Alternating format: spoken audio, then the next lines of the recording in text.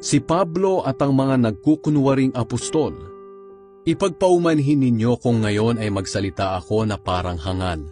Makadiyos na pagseselos kasi ang nararamdaman ko para sa inyo.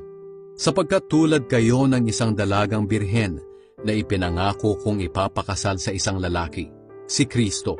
Pero nag-aalala ako na baka malin lang kayo tulad ni Eva, na nalin lang ng ahas, at mawala ang inyong taus-pusong hangaring sumunod kay Kristo. Sapagkat madali kayong napapaniwala ng kahit sinong dumarating diyan na nangangaral ng ibang Jesus kaysa sa aming ipinangaral sa inyo. At tinatanggap din ninyo ang ibang uri ng espiritu at ang kanilang sinasabing magandang balita na iba kaysa sa inyong tinanggap sa amin. Sa tingin ko, hindi naman ako huli sa mga nagsasabi riyan na magagaling daw sila ng mga apostol. Maaaring hindi ako magaling magsalita, pero sapat naman ang karunungan ko sa katotohanan.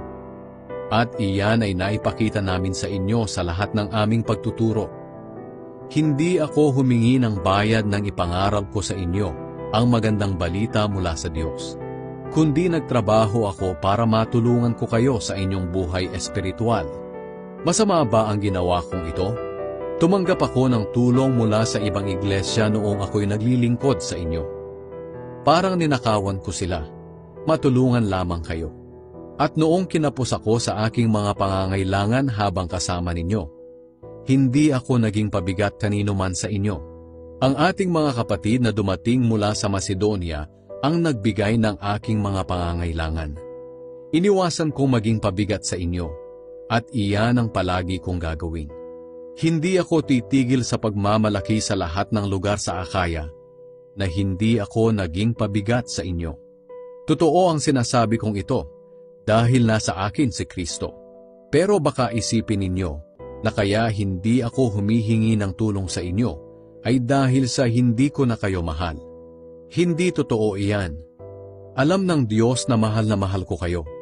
Pero patuloy kong paninindigan ang sinasabi ko ngayon na hindi ako hihingi ng tulong sa inyo para hindi masabi ng mga nagpapaka-apostol na sila'y katulad namin kung maglingkod.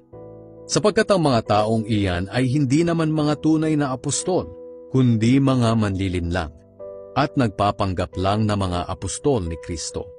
At hindi naman iyan nakapagtataka, dahil maging si Satanas ay nagkukunwaring anghel ng Diyos na nagbibigay liwanag.